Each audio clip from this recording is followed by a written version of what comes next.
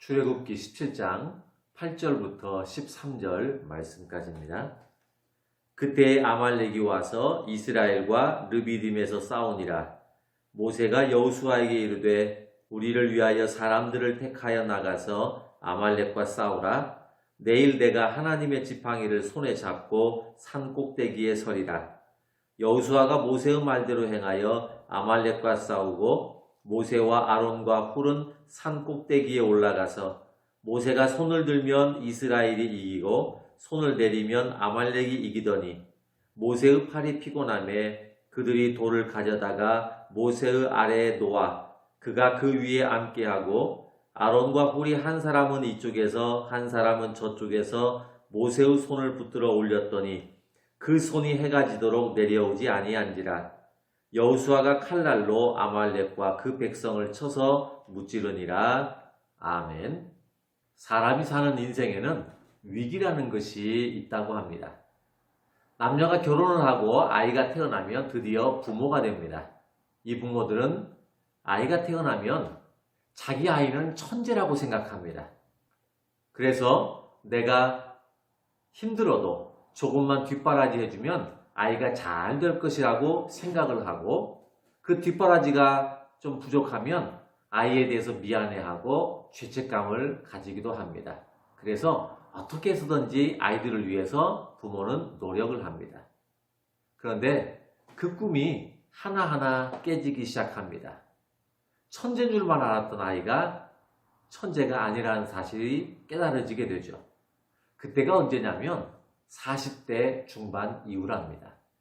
이때는 부부간에도 배우자에 대한 애정도가 떨어져서 한 집에 살긴 하지만 그냥 동거인입니다. 게다가 자식을 보면 점점 눈앞이 캄캄해지죠. 도대체 저 자식은 앞으로 어떻게 될 것이냐. 그래도 어떻게든 책임감을 가지고 부여잡고 끌고 가려고 하다가 결국에는 두 손을 들어야 할 때가 오는데 그때는 바로 50대 초반이랍니다.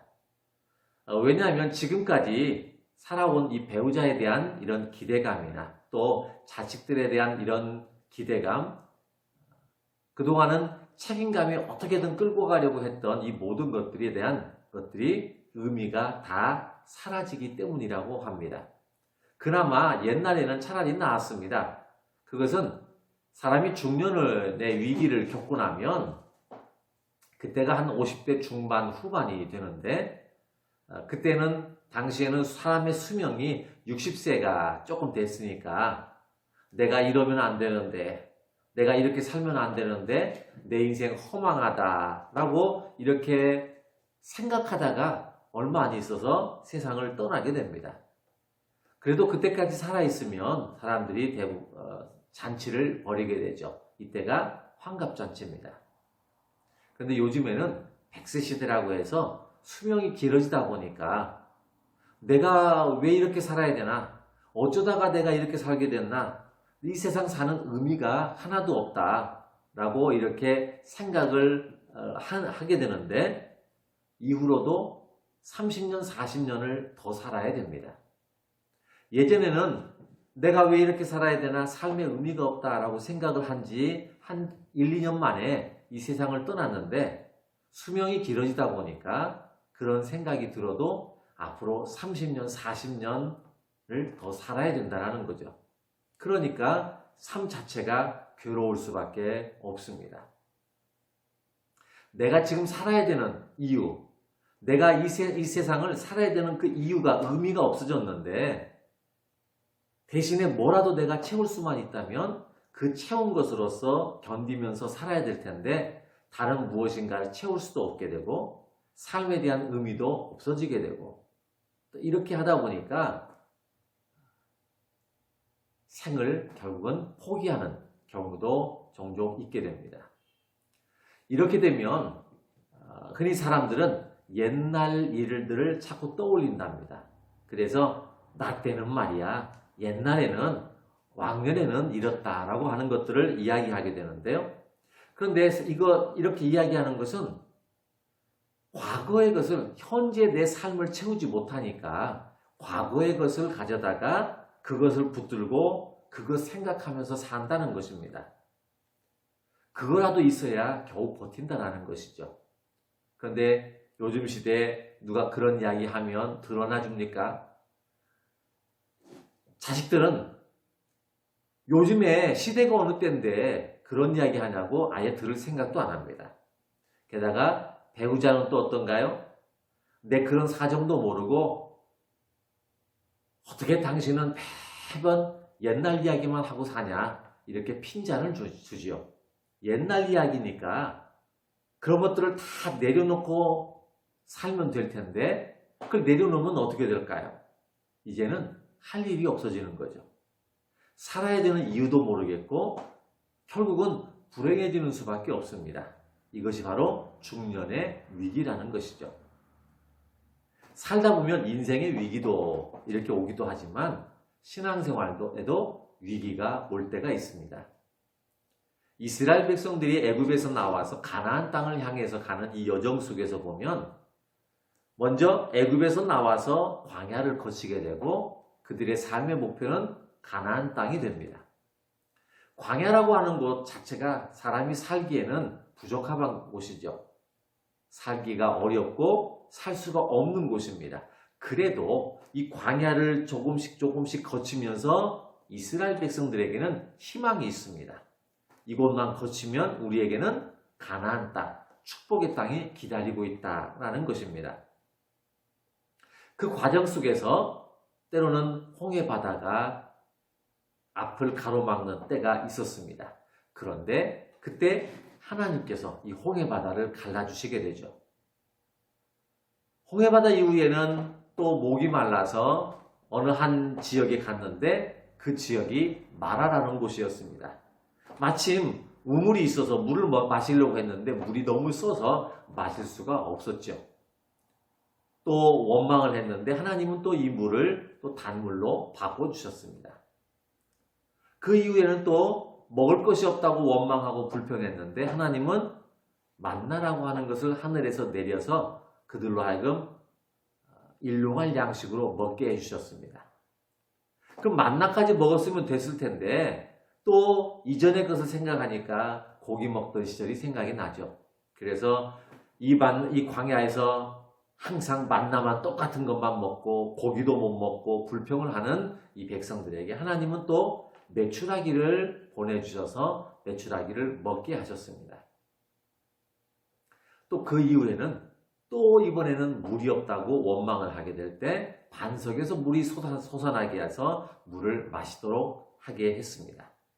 어려울 때마다 이렇게 계속된 하나님의 기적과 같은 일들을 경험하게 되면서 광야길을 가는데 이번에는 아말렉이라고 하는 민족을 만나게 됩니다. 이 아말렉은 출애굽한 이후에 처음 겪는 전쟁을 치러야 되는 이런 상황에 이르게 됩니다. 그동안 여기까지 잘 왔습니다. 잘 참았습니다. 물론 몇몇 어려움들은 있었지만 그래도 잘 버텨가면서 여기까지 온 겁니다. 그런데 잘 버텨왔는데도 불구하고 지금 아말렉을 만나게 된 겁니다. 그런데 이 아말렉은 지금까지 그들이 겪어왔던 어려움하고는 좀 많이 차이가 납니다. 출애굽한 이후에 겪었던 여러 가지 어려움들은 그들이 대부분은 먹고 마시는 생활의 문제였습니다. 쓴 물이 변해서 단물이 된 것도 하늘에서 만나와 메추라기가 내려온 것도 반석에서 물이 솟아난 것도 전부 다 먹고 마시는 생활의 문제였죠. 그런데 아말렉은 다릅니다.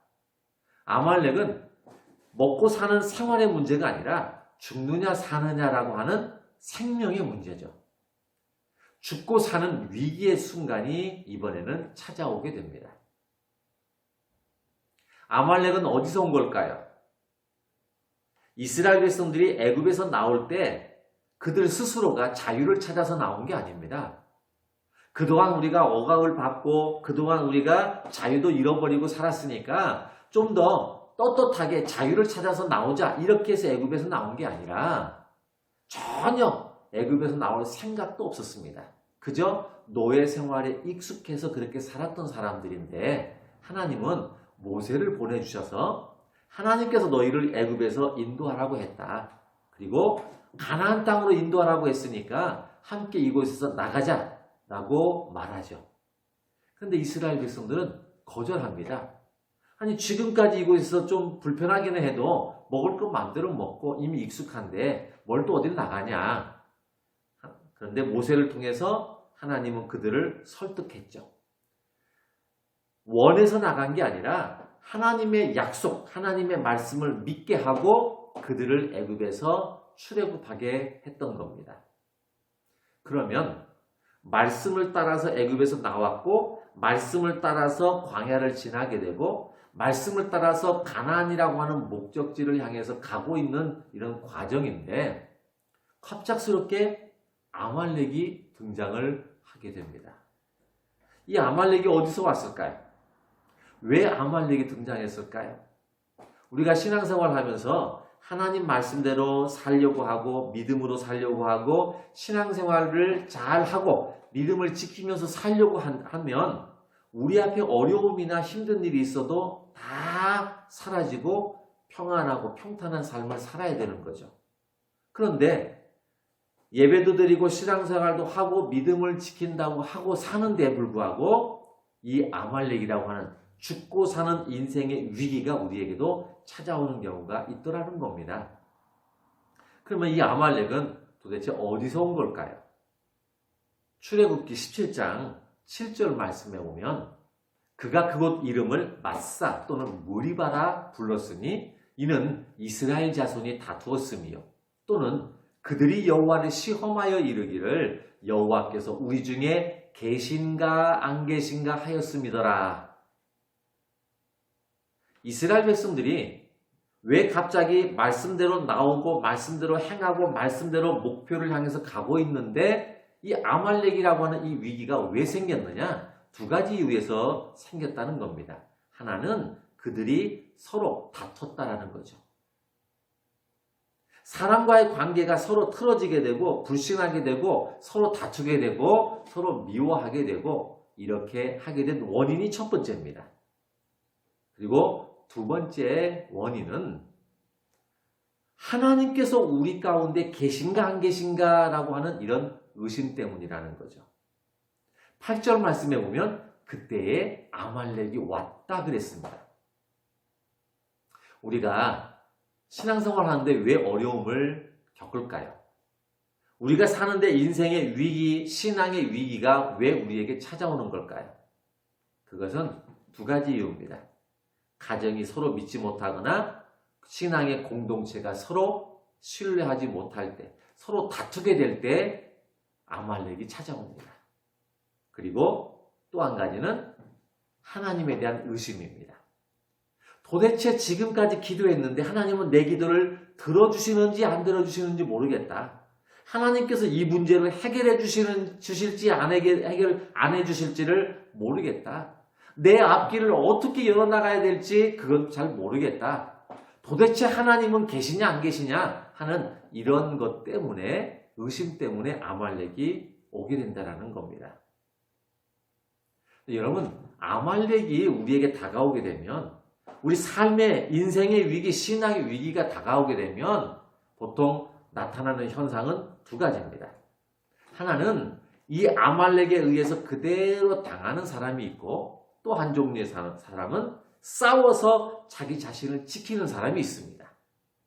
이 두 가지 외에는 다른 게 없습니다. 아말렉이라고 하는 위기가 닥쳐왔을 때 그대로 고스란히 당하는 사람, 오히려 아말렉과 싸워서 자기 자신을 지키는 사람, 이렇게 두 종류로 나눠지게 됩니다. 인생의 위기나 신앙의 위기가 찾아왔을 때 그 위기에 고스란히 당해서 역시 하나님은 안 계시는구나.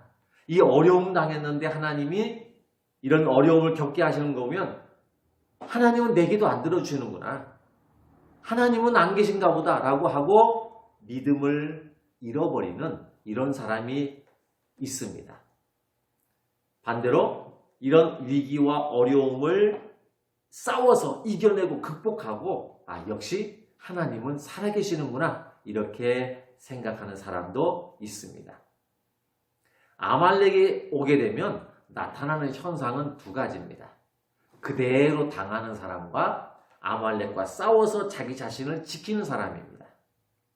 인생의 위기나 신앙의 위기가 찾아왔을 때 그 위기에 고스란히 당해서 하나님은 안 계신다 이렇게 결론을 내리는 사람이 있는가 하면 하나님은 역시 살아계신다. 싸워서 이겨서 이렇게 하나님은 계신다라고 결정하는 사람이 있습니다. 하나님이 계신가 안 계신가 하는 문제로 아말렉이 왔기 때문에 이런 어려움이 온 걸 보면 하나님이 안 계시는구나 하고 신앙을 떠나거나 믿음을 아예 포기하는 이런 사람이 있습니다. 이런 사람은 자기 스스로에게 세뇌를 시킵니다.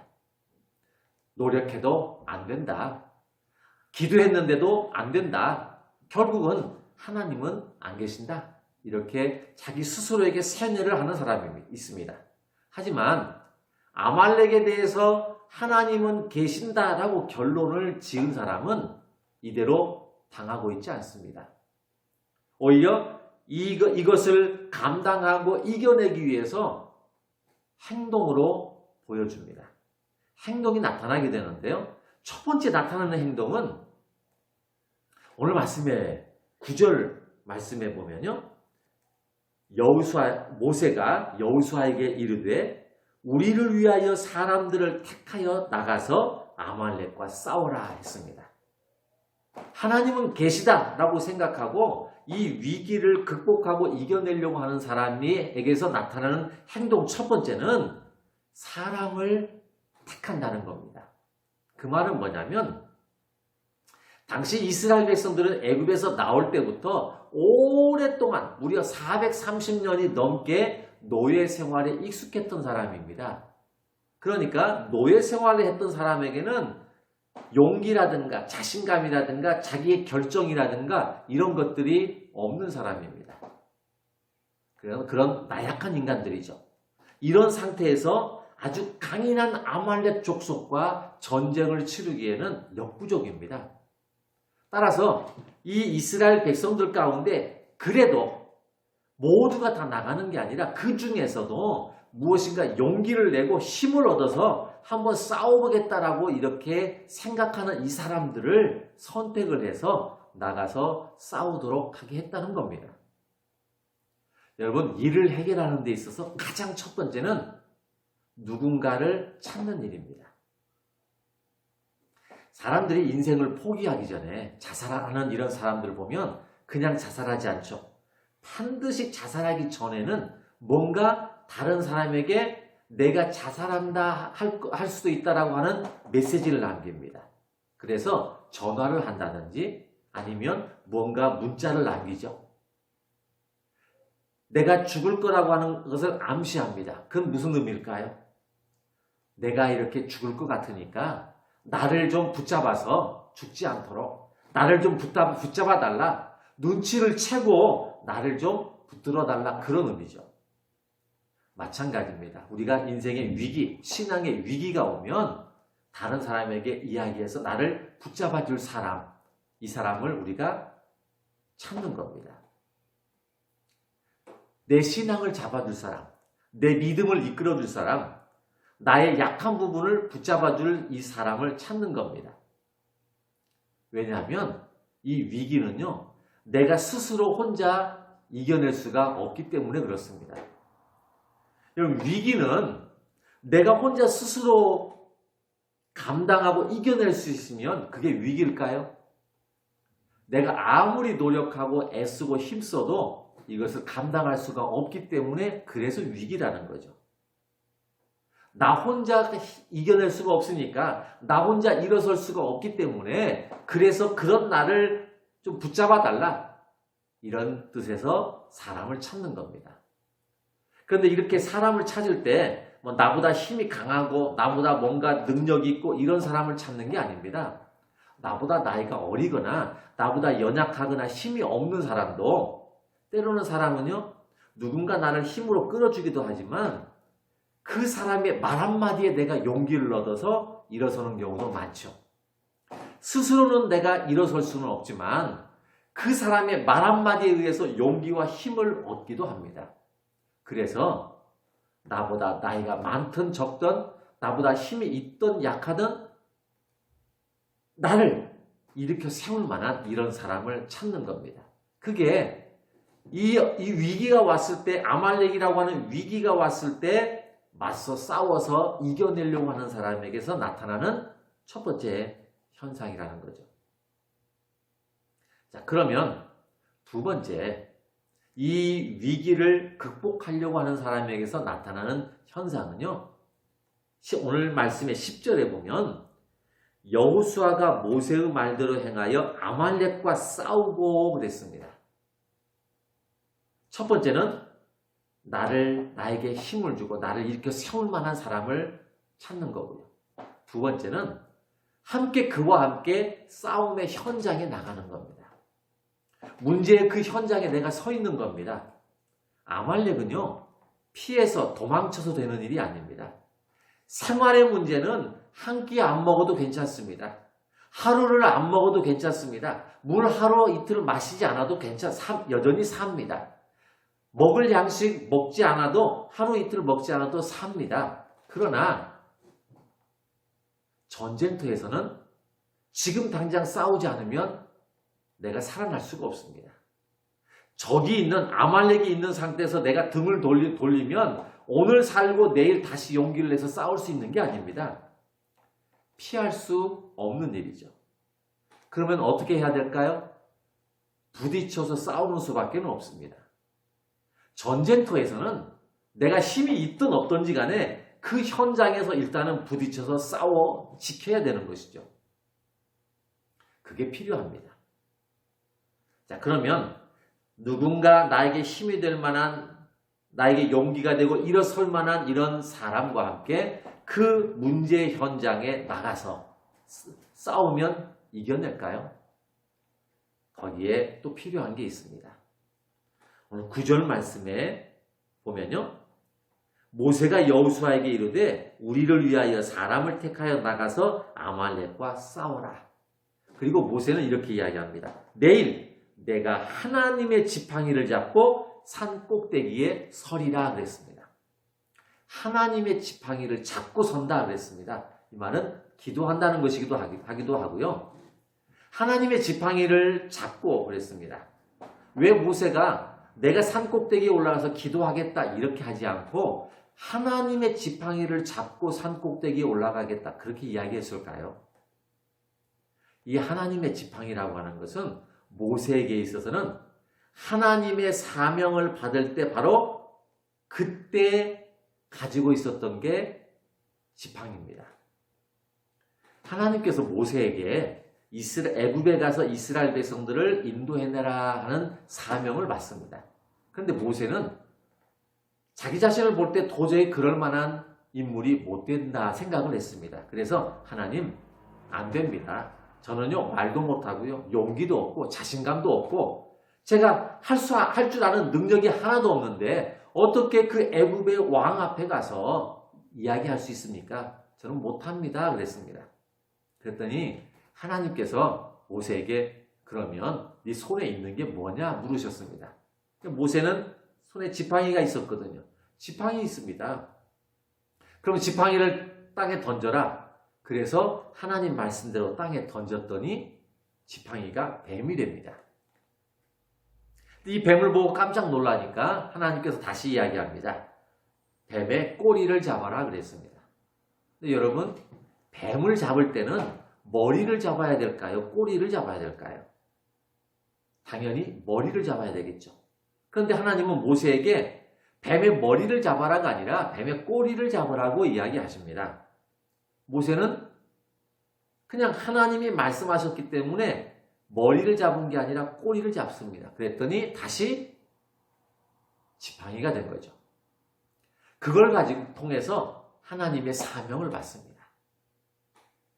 모세가 내가 하나님의 지팡이를 가지고 산 꼭대기에 가겠다라고 한 이것은 하나님의 능력을 믿고 하나님이 나에게 처음 주셨던 그 마음 가지고 다시 시작하겠다 그런 의미도 있는 거죠. 사람에게는 초심이라는 게 있습니다. 처음 가졌던 그 마음을 잃어버리지 않는 것이죠. 성경에서는 첫사랑이라고 표현합니다. 하나님에 대한 첫사랑이에요. 내가 하나님으로부터 받은 첫 은혜, 내가 하나님께로부터 받았던 그 처음 받았던 그 사명, 그걸 잊지 말고 다시 떠올리면서 도전하고 부딪히라는 것이죠.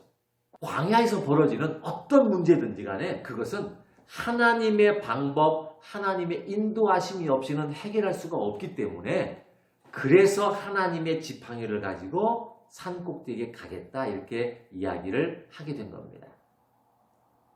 여러분, 이것은요, 우리가 내가 겪게 되는, 내가 겪어야 하는, 감당해야 되는 그 문제를 부딪히기도 하지만, 그 문제에 부딪히기 전에 뭘 해야 될까요? 우리의 신앙을 세우는 일입니다.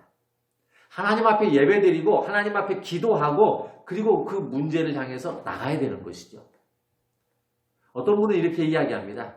목사님이 현실을 좀 잘 모르시는가 본데요. 우리 사는 현장은요, 정말 피 튀기는 곳입니다. 죽고 사는 곳입니다. 라고 이렇게 이야기를 합니다. 맞습니다. 어쩌면 목회자들은 그런 직업이 없기 때문에 그런 현장을 모를 수도 있어요. 그럼 여러분들이 나가서 싸우는 삶의 현장이 훨씬 더 중요할까요? 아니면 교회에서 기도하고 예배들 한번 드리고 이렇게 하는 것이 중요할까요? 둘 다 중요합니다. 물론 현장이 더 중요할 수도 있습니다. 여러분, 그런데 모세가 보면요, 지팡이를 들고 산 위에 올라가서 기도하는데, 손을 들고 기도하는데 11절 말씀에요. 모세가 손을 들면 이스라엘이 이기고 손을 내리면 아말렉이 이기더니 그랬습니다. 싸우기는 누가 싸워요? 여호수아가 현장에서 싸웁니다. 그런데 이 현장에서 싸우기는 하지만 이 전쟁에 이기고 지는 것은 어디에 달렸을까요? 모세의 손이 올라가면 이스라엘이 이기고 모세의 손이 내려가면 아말렉이 이기더라 그랬습니다. 삶의 현장에서 싸우고 거기에서 결정 날 것 같지만 결정은 신앙에 있다는 거죠. 하나님 앞에 기도하고 예배드리는 바로 이걸 통해서 모든 문제의 승패가 결정이 난다는 겁니다. 게다가 모세를 보면 12절 말씀에 보면 모세의 팔이 피곤했다 그랬습니다. 모세의 손이 올라가면 이스라엘이 이기고 모세의 손이 내려가면 아말렉이 이기더라 그랬는데 모세의 손이 왜 내려올까요? 내가 손이 내려가면 우리가 지는데 왜 모세의 손이 내려갈까요? 모세의 손이 피곤하네. 여러분, 삶의 현장에서 싸우는 것, 감당하는 것, 그건 힘들고 어려운 일입니다. 하지만 영적인 싸움도 그만큼 힘들고 어렵다는 겁니다. 영적인 싸움이 쉬운 거 아닙니다. 믿음을 갖는다는 것 결코 쉬운 거 아닙니다. 하나님 앞에 예배드리고 기도하고 내가 무던히도 영적인 이런 노력을 하지 않으면 우리의 영적인 신앙도 내려오게 되어 있습니다. 모세가 손을 내리고 싶어서 내렸을까요? 아닙니다. 모세의 손이 피곤해서 내려온 거예요. 힘들다는 얘기예요. 육적인 싸움도 힘들지만 영적인 싸움도 그만큼 힘든 법입니다. 그리고 어떻게든 싸워서 나를 지키려고 하는 사람은 그 다음에 또 하나 네 번째 것이 있습니다. 12절 말씀에 보면 모세의 팔이 피곤함에 그들이 돌을 가져다가 모세의 아래에 놓아 그가 그 위에 앉게하고 아론과 훌이 한 사람은 이쪽에서 한 사람은 저쪽에서 모세의 손을 붙들어 올렸더니 그 손이 해가 지도록 내려오지 아니한지라. 마지막으로 필요한 게 있습니다. 신앙의 동역자가 필요합니다. 사람은요, 자기 손 무게도 감당할 수 없는 연약한 존재입니다. 내 손 하나도 버틸 수 없는, 그래서 손이 내려올 수밖에 없는 이런 연약한 존재입니다. 그런 우리가 육체의 이런 일도 힘들지만 영적인 이런 일도 힘들게 감당하는데 어떻게 우리가 이겨낼 수 있을까요? 이때 필요한 것이 바로 나를 돕는, 그리고 내가 누군가의 힘이 되어주는 바로 신앙의 동역자라는 겁니다. 모세의 손이 내려오니까 아론과 훌이 손을 붙들었습니다. 아론과 훌은 모세에게 있어서는 형과 매형입니다. 아론과 훌은 모세에게는 둘 다 윗사람이에요. 자, 그러면 모세의 손이 올라가면 이스라엘이 이기고 모세의 손이 내려가면 아말렉이 이긴다면 아론과 훌이 뭐라고 이야기할까요? 야, 모세야, 손 좀 똑바로 못 들을래? 그거 하나 못 들고 있느냐? 네가 손이 내려오면 아말렉이 이기는데 그 손 좀 못 들어? 라고 이야기할 수도 있겠죠. 그런데 이